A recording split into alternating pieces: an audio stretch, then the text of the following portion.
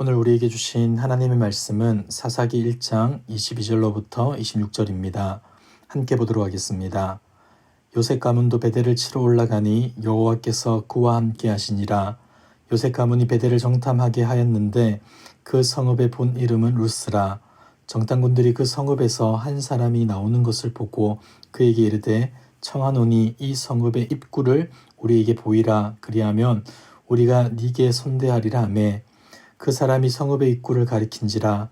이에 그들이 칼날로 그 성읍을 쳤으되 오직 그 사람과 그의 가족을 놓아 보내매 그 사람이 헷 사람들의 땅에 가서 성읍을 건축하고 그것의 이름을 루스라 하였더니 오늘까지 그곳의 이름이 되니라. 아멘. 사사기 1장 후반부에서는 가나안 족속을 쫓아내지 못한 이스라엘의 실패의 역사들을 보여줍니다. 그들이 실패한 이유는 이것이라 할 수 있는데 자신들이 해야 할 일들을 하나님의 도움에 전적으로 의지하는 삶이 아니라 인간적인 방법, 세상적인 방법으로 해결하려 했기 때문이죠. 22절을 보시기 바랍니다. 요셉 가문도 베델을 치러 올라가니 여호와께서 그와 함께 하시니라. 이제 유다와 베냐민 지파에서 다른 지파의 정복 이야기로 넘어가게 됩니다. 본문에서는 나머지 지파들 중에서 가장 유력했던 요셉 가문에 대한 이야기가 언급되고 있는데 이들이 점령하고자 했던 지역은 베델입니다. 사사기 저자는 요셉 가문이 이 지역을 점령해야 하는 것과 그리고 이 전쟁이 어떤 전쟁인지를 다시 한 번 더 알려줍니다. 22절 하반절입니다.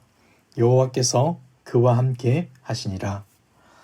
앞에서도 보았지만 이 전쟁은 칼과 창으로 하는 힘의 전쟁이 아니라 하나님이 함께 하시는 거룩한 전쟁이었습니다. 때문에 이스라엘 백성들은 좋은 군사와 장비, 전술을 준비해야 할 것이 아니라 신실하신 하나님의 약속을 바라보며 그 약속에 따라 순종하는 삶을 살아야 했던 것이죠. 근데 여러분, 지금 이들은 어떠한 행동을 하고 있습니까?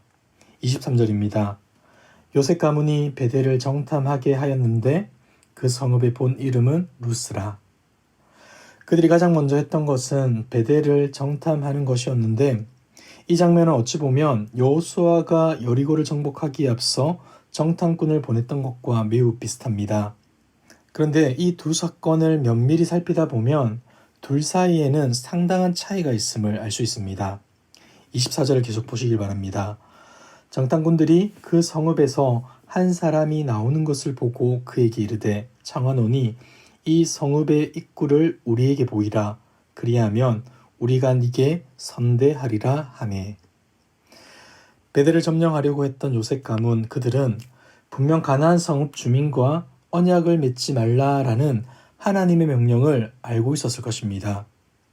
그런데 지금 정탐꾼들은 성읍에서 나오는 사람을 만나 무엇을 하고 있습니까? 성읍에 대한 안내를 해주면 그를 선대하겠다 제안을 하고 있는 것이죠. 여기서 선대라는 말은 우리가 잘 아는 헤세드라는 단어인데 하나님의 무조건적인 긍휼 또는 인간과 인간 간의 변함없는 신뢰를 가리키는 말이 바로 헤세드입니다. 그들이 지금 이 단어를 이 대목에서 사용한 것으로 볼 때 이 제안에는 언약적 관계가 포함되어 있음을 우리는 알 수 있는 것이죠. 다시 말해서 그들은 하나님의 명령을 기억하며 순종하기보다 인간적인 방법으로 그 성읍에 대한 정탐을 마치고자 했던 겁니다.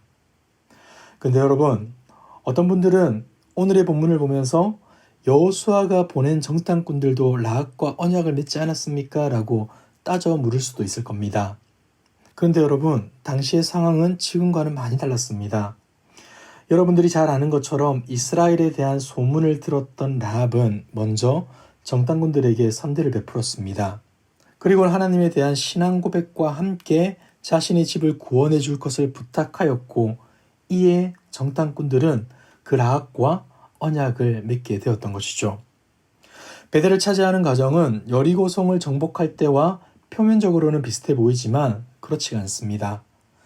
여리고성에서 정탐꾼들은 라합의 믿음의 고백을 들은 후 그녀와 그녀의 가정들을 선대하였지만 요셉의 가문은 문제를 쉽게 해결하기 위해 먼저 이방인들에게 언약을 맺고자 제안했던 것이죠. 이뿐만이 아닙니다. 이후 라합은 어떻게 됩니까? 하나님을 섬기는 이스라엘 공동체의 일원으로 들어오게 되지만 베델 사람들은 가나안 사람이라는 정체성을 가지고 그대로 살아가게 됩니다. 26절에 보면 그와 같은 사실이 기록되어 있죠. 그 사람이 헷 사람들의 땅에 가서 성읍을 건축하고 그것의 이름을 루스라 하였더니 오늘까지 그곳의 이름이 되니라. 그들이 어떻게 했다는 겁니까? 헷 사람들의 땅으로 이주하여서 성읍을 건축하고 그곳 이름을 루스라고 불렀던 것이죠. 우리가 잘 아는 것처럼 루스는 베델의 옛 이름인데 그 이름에는 아몬드 나무라는 뜻이 있었다고 합니다. 아마도 그 지역에는 아몬드 나무가 무성하게 자랐기에 이런 명칭이 생겼던 것으로 보이는데 그들은 요셉 가문과 함께 베델에 거주하지 않고 다른 곳에서 또 다른 루스를 만들고자 한 것입니다. 하나님의 집 베델이 아니라 아몬드 나무가 무성한 루스를 꿈꿨던 것이죠. 사랑하는 성도 여러분, 말씀을 정리하겠습니다. 신앙은 한번 타협하게 되면 더 많은 양보를 해야 합니다. 하나님의 말씀에 위배되는 것을 하나둘씩 인정하고 받아들이게 되면 말씀에 위배되는 삶을 일상적으로 살게 되는 것이죠.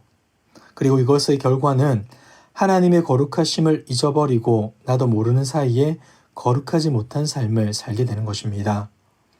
더 무서운 것이 있다면 거룩한 삶을 살지 못하고 있다는 사실조차 모른다는 것이겠죠. 오늘 요셉 가문은 전쟁을 이길 방법에만 몰두한 나머지 하나님의 말씀에 불순종하게 됩니다. 이후 그들은 한 번의 전쟁에서 승리한 것처럼 보이지만 실상은 패배하고 말았습니다. 왜냐하면 가장 중요한 거룩을 잊어버렸기 때문이죠. 사랑하는 성도 여러분, 우리는 지금 무엇을 얻기 위해 살아가고 있습니까? 세상에서 성공하는 방법, 남들보다 더 나은 삶을 사는 방법에만 몰두하여서 세상과 타협하고 하나님의 말씀을 망각하고 있지는 않습니까?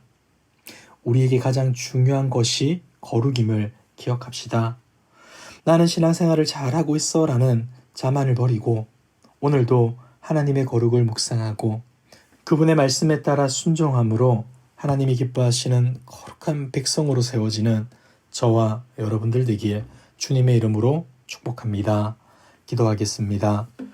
지금도 살아계셔서 역사하시는 하나님 아버지, 오늘도 존귀하신 하나님을 바라보며 예배드릴 수 있게 하심에 감사합니다. 그러나 세상에서 겪게 되는 수많은 비바람과 광풍이 우리의 심령을 뒤흔들어 놓을 때가 많음을 고백합니다.